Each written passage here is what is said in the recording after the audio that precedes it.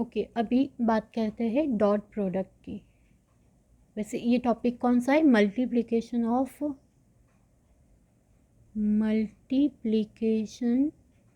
Of vector. और हमारे पास दो टाइप के मल्टीप्लिकेशन होते हैं, एक होगा स्केलर और दूसरा होगा वेक्टर। स्केलर प्रोडक्ट को या तो मल्टीप्लिकेशन बोलो या स्केलर प्रोडक्ट, और यहाँ पे आएगा वेक्टर प्रोडक्ट। ठीक है, तो scalar product co dot product भी कहते हैं, राइट। ओके, तो देखते हैं कि सपोज़ मेरे पास कोई भी दो फिजिकल क्वांटिटी है जो वेक्टर है, let's say vector A and vector B. Okay, when I multiply this two vector A and B और जो आंसर मुझे मिले वो एक स्केलर फिजिकल क्वांटिटी हो, तो ऐसे प्रोडक्ट को डॉट प्रोडक्ट कहते हैं या तो स्केलर प्रोडक्ट कहते हैं। कि vector A vector B is equal to C, तो सी क्या होना चाहिए? एक स्केलर होना चाहिए। फॉर एग्ज़ाम्पल वर्क डन क्या होता है? Work done is equal to force into displacement. तो force is a vector quantity, displacement is also a vector quantity, और दोनों के मल्टीप्लिकेशन से जो आंसर मिला वर्क, वो क्या है? एक स्केलर क्वांटिटी है। तो ऐसे मल्टीप्लिकेशन को हम लोग क्या कहेंगे? डॉट प्रोडक्ट या तो स्केलर प्रोडक्ट। इस तरह से होता है। देखो जैसे कि मैंने बताया ना कि दो वेक्टर ए, तो लेट्स से ये दो वेक्टर है, वेक्टर ए और वेक्टर बी, तो दोनों के बीच में एंगल लेट्स से कि कोई थीटा एंगल है। ठीक है, तो यहाँ पे vector A dot vector B is equal to क्या होगा? Magnitude of vector A magnitude of vector B cos theta. Okay, तो यहाँ से देखो, या तो फिर मैग्नीट्यूड को आप ऐसे भी लिख सकते हो कि ए बी कॉस थीटा। यहाँ से देखो we can determine the cos theta also. Cos theta क्या हो जाएगा? कॉस थीटा होगा vector A dot vector B divided by A B, means कि मैग्नीट्यूड ऑफ वेक्टर ए और मैग्नीट्यूड ऑफ वेक्टर बी। तो यहाँ से थीटा भी मिल जाएगा कॉस इन्वर्स करके। ओके, अब देखो ये एग्जांपल है ना, यहाँ से लेते हैं कि वर्क डन क्या है? वर्क डन है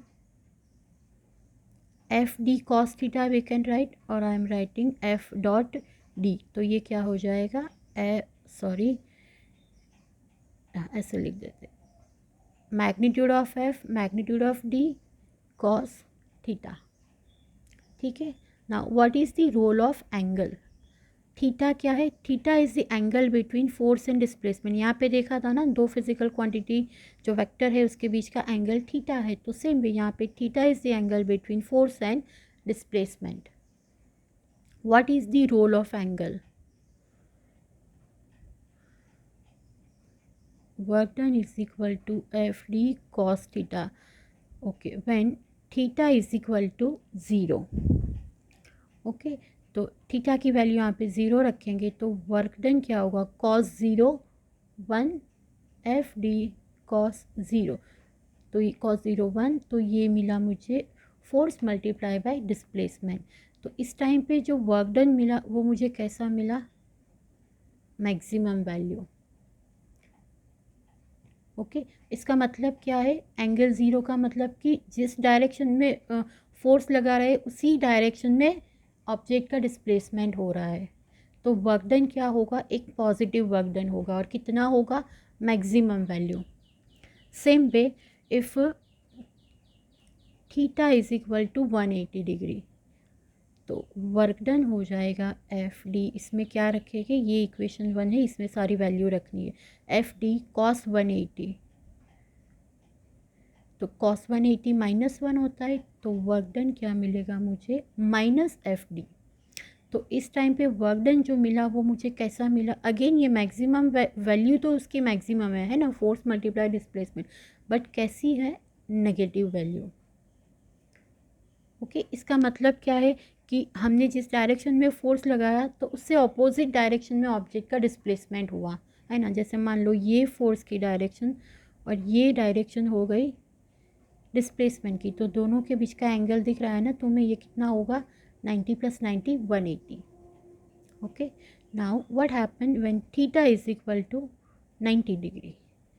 तो अगेन इक्वेशन 1 में वैल्यू रखेंगे एफ डी कॉस 90, कॉस 90 क्या होगा, कॉस 90 ज़ीरो, तो वर्क डन भी क्या हो जाएगा, ज़ीरो। तो वर्क डन इस केस में जो मिला मुझे वो कैसा मिला, ज़ीरो। मतलब कि किसी भी ऑब्जेक्ट, मतलब समझो कि ये यहाँ पे मैंने इस तरह से फोर्स लगाया, ओके, ये फोर्स की डायरेक्शन है और ऑब्जेक्ट का डिस्प्लेसमेंट कैसे हो रहा है, परपेंडिकुलर, इस तरह से।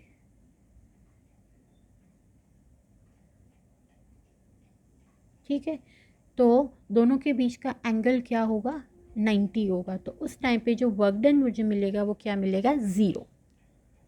इससे क्या कंक्लूड हुआ कि when theta less than 90 degree, 90 पे क्या था, ज़ीरो, और ज़ीरो एंगल पे वर्क डन कितना था, मैक्सिमम। तो थीटा जब लेस देन 90 होगा उस टाइम पे वर्क डन जो मुझे मिला वो कैसा मिला, पॉजिटिव वैल्यू, है ना, for acute angle. Acute angle के लिए वर्क डन पॉजिटिव मिला। Okay, now when theta greater than 90, तो वर्क डन क्या मिला, ग्रेटर देन 90। देखो 90 पे ज़ीरो था, उसके बाद 80 पे नेगेटिव, मतलब कि 90 के बाद एंगल क्या हो, धीरे धीरे कम हो रहा है, मीन्स कि वर्क डन जो मिलेगा वो क्या हो जाएगा, नेगेटिव। या तो फिर ऑब्ट्यूज एंगल के लिए जो वर्क डन मिलेगा वो होगा negative, right. So this is all about dot product.